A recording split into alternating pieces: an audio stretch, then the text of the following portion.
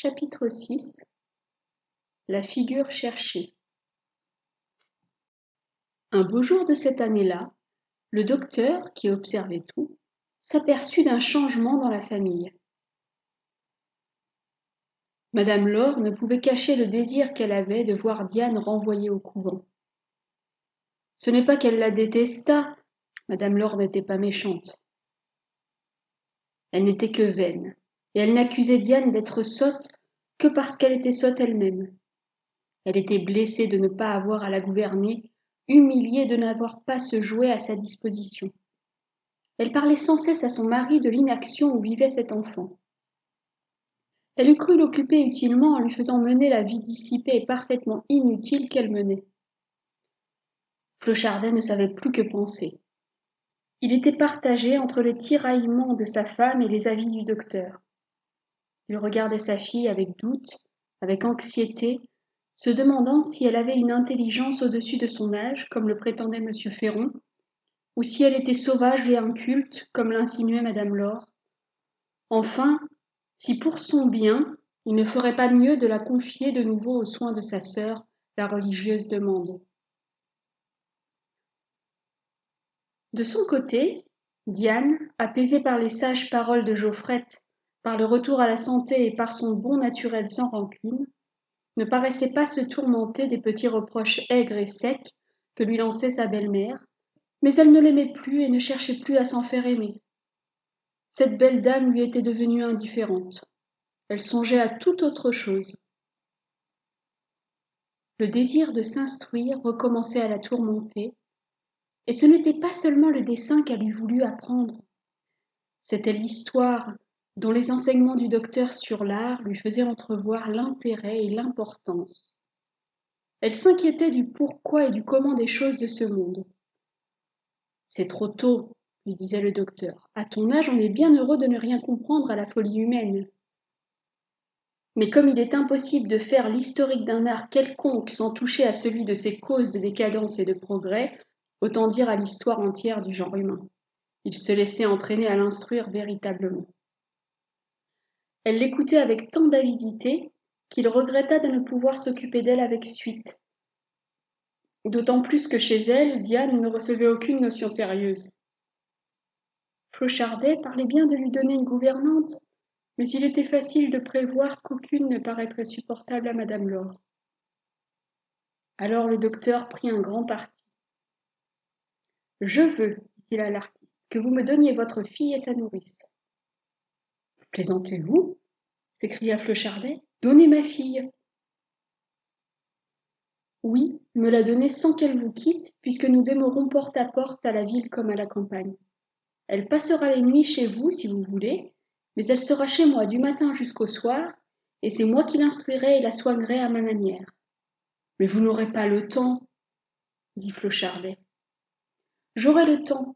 Me voilà vieux et assez riche. J'ai le droit de me reposer et de passer ma clientèle à mon neveu, qui vient d'achever ses études et qui n'est point une bête. Je l'ai élevé comme mon fils, mais j'ai toujours souhaité d'avoir une fille et de partager ma fortune entre deux enfants de sexes différents. Voyons, est-ce convenu ? Le dernier argument du docteur était très fort. Flochardet ne se crut pas le droit de refuser un si bel avenir pour sa fille, d'autant plus qu'au train que menait Madame Laure, il était à craindre que sa propre fortune ne fût ébranlée un jour ou l'autre. Déjà, pour satisfaire ses besoins de luxe, elle lui avait fait contracter des dettes qu'il n'osait point avouer. Il céda, et Madame Laure en fut fort aise. Elle trouva même beaucoup plus commode que la petite demeura tout à fait avec Jauffrette chez le docteur. Flochardet céda encore, et Diane fut installée dans une charmante petite chambre bien arrangée pour elle, avec Jauffrette à côté. Le docteur tint parole. Il quitta la partie active de son métier.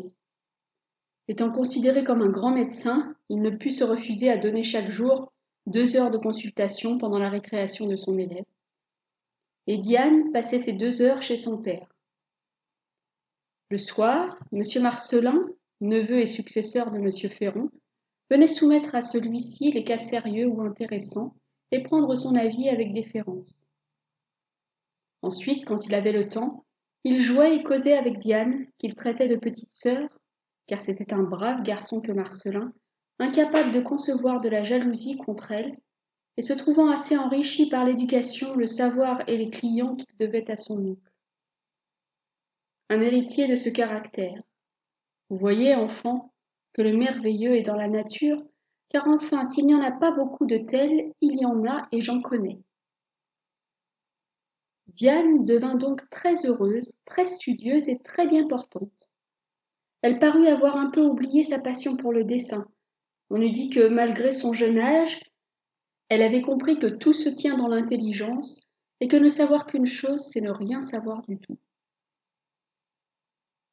Quand Diane fut devenue une grande personne de 12 ans, elle était encore une charmante enfant, simple, gaie, bonne pour tout le monde, ne se faisant jamais valoir ni remarquer, et pourtant elle était très solidement instruite pour son âge, et son esprit avait des côtés sérieux et ardents qu'on ne connaissait pas. Elle faisait de la peinture très gentille dont elle avait appris un peu le procédé manuel en regardant son père travailler. Mais elle ne la montra plus à personne, parce qu'une fois le docteur avait dit que c'était très bien et M. Flochardé avait répondu que c'était très mauvais. Diane sentait que le docteur, qui avait de bonnes idées critiques, n'entendait rien à l'exécution. Il avait développé en elle l'amour du beau, mais il ne pouvait lui donner les moyens de le saisir. Elle sentait aussi que son père avait un système tout opposé aux théories du docteur, qu'il ne jugeait jamais bien ce qui était en dehors de sa propre manière et qu'il pouvait être injuste sans le savoir. Mais Diane pouvait-elle le savoir elle-même? Voilà ce qu'elle se demandait avec anxiété. Que devait-elle penser du talent de son père que le docteur critiquait avec tant de justesse apparente? Mais que devait-elle penser des critiques du docteur qui n'était pas capable de tenir un crayon et de tracer une ligne? Ce problème la tourmentait si fort qu'elle en redevint un peu malade. Elle avait beaucoup grandi sans être trop mince et trop délicate. Le docteur la soigna sans être inquiet, mais en cherchant à deviner la cause morale qui ramenait ces petits accès de fièvre. Jofrette lui confia que selon elle, Diane dessinait trop.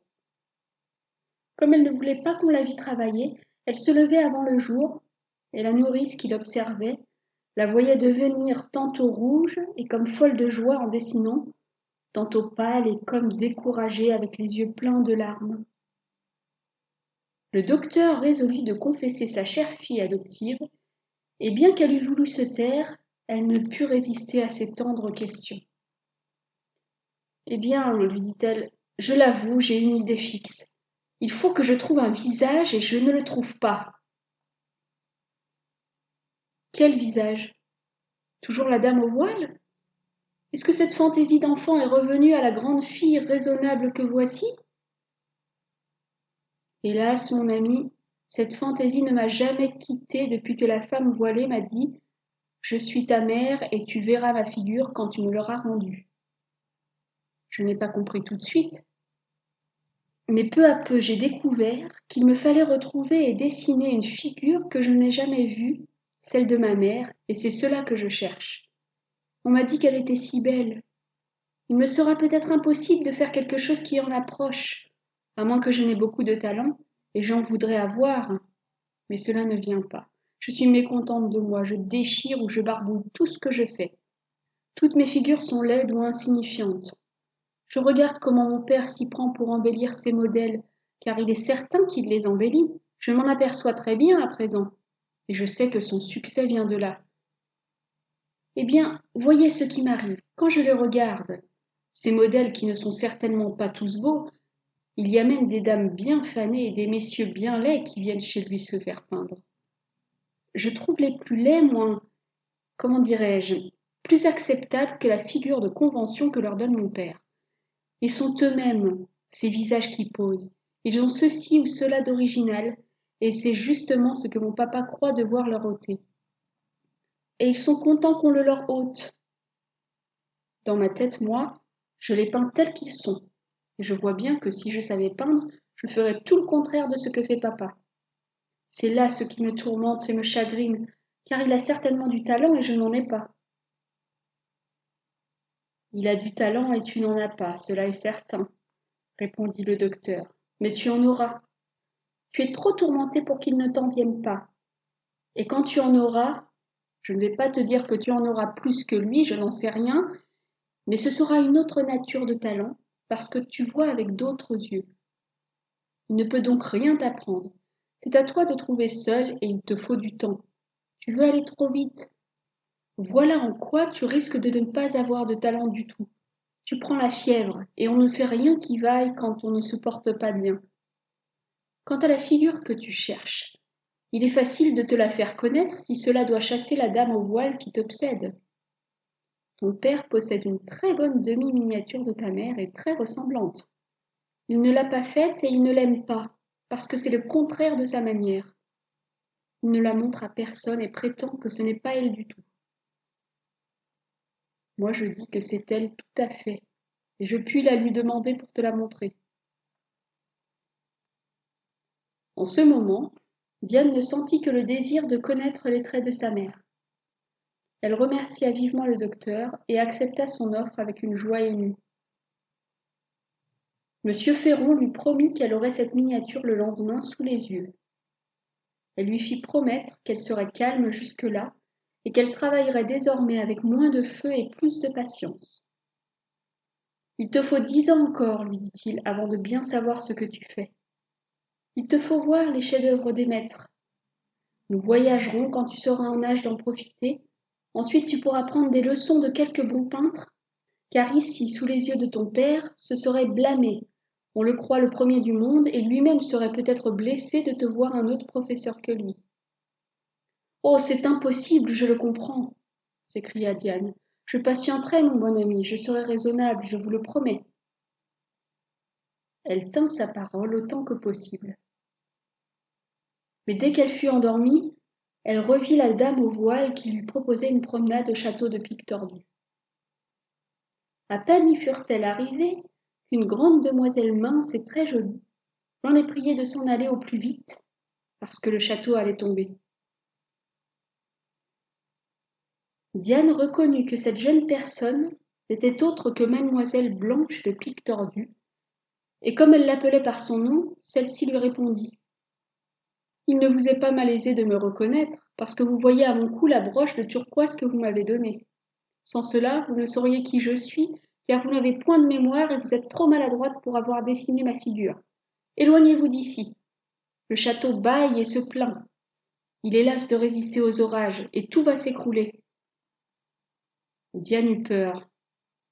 Mais la dame au voile éloigna Blanche de la main et entra dans le péristyle en faisant à Diane signe de la suivre.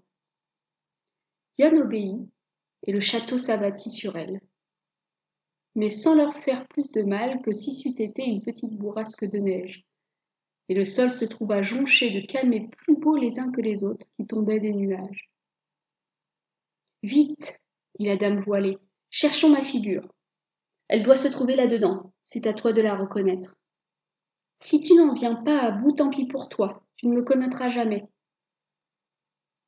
Diane chercha longtemps, ramassant des pierres gravées les unes en creux sur pierre dure, d'autres en relief sur des coquilles.